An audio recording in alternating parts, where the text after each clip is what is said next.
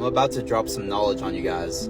I make difficult things simple to understand because if I can understand it, you can understand it. We've always been told that we didn't learn about money in school, but I've cracked the cheat code. I know there's a lot of videos out there talking about the energy of money, but this thought came to my head today and it was too simple not to share.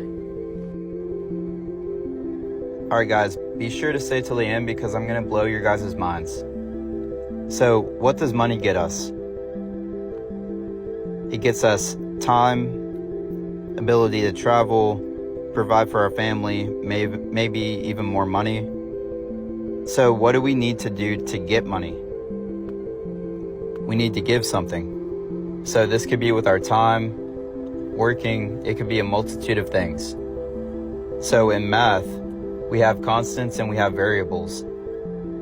In the case of life, money is a constant, and time, travel, providing for family, those are variables because we don't know how much time we're going to have on this earth. We don't know how much we're going to be able to travel, providing for family.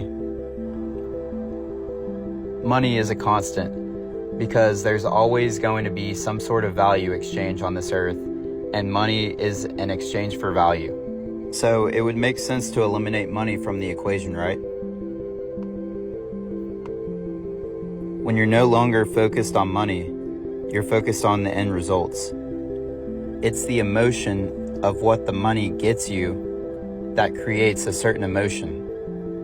That's what manifesting is all about. Becoming the emotion of the end result before you receive it.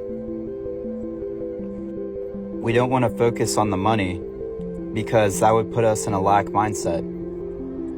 And in math, this is called a constraint. The money is constraining the equation, which would give us a less than sign. It'd mean that the money is more important than giving something or time, travel, providing for family. So this side of the equation is constantly equal to this side of the equation, right? Money does not want to be confined or constrained. So wouldn't that mean that giving would equal all of these? Time, travel, providing for family? Yes. Because all of this is energy. It's all an exchange of emotion. So here's where it gets really interesting. The definition of giving is to freely transfer something to someone without expecting anything in return. And giving doesn't only have to be money. It can be knowledge, love, appreciation, anything. Okay, so let's put this into perspective from the aspect of a relationship instead of individually. So whatever you're giving equals the result to the person. How they feel, their emotion, will always come back to you. It can be money, it can be love, it can be anything. Okay, so when we throw in velocity to the equation, the definition of velocity is the speed at which something is given. So when you multiply giving times velocity equals result to the person,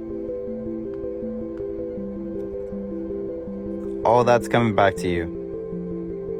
Okay, I promise I'm almost done. But this is what happens when you throw 8 different people into the equation.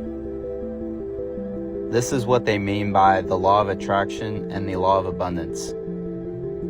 It keeps coming back, cause and effect.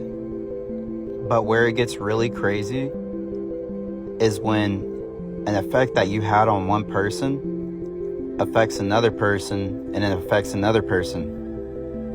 Because all of that is going to end up coming back to you. That's why it's so important to give and do good in the world.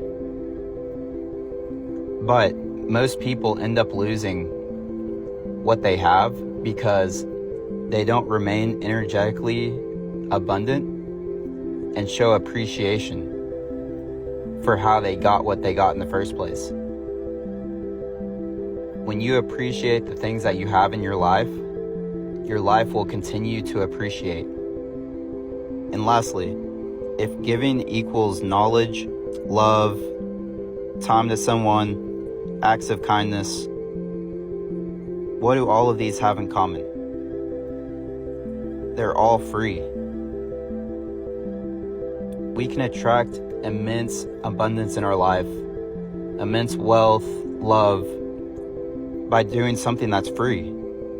But the best part of abundance, above the wealth, the ability to travel, is the freedom that you get. The definition of freedom is the ability to be free from being enslaved. And society isn't supposed to know this, but we are enslaved. We were conditioned from the time we were born to believe that we are a consumption society, and we're the only ones that can save ourselves. And it wasn't our fault, but we have the opportunity to break free by eliminating the constraint of money from the equation, focusing on the other side of the equation by giving more, and by changing our mindset. So guys, just remember, if the energy of money equals freedom, then the energy of giving also equals freedom.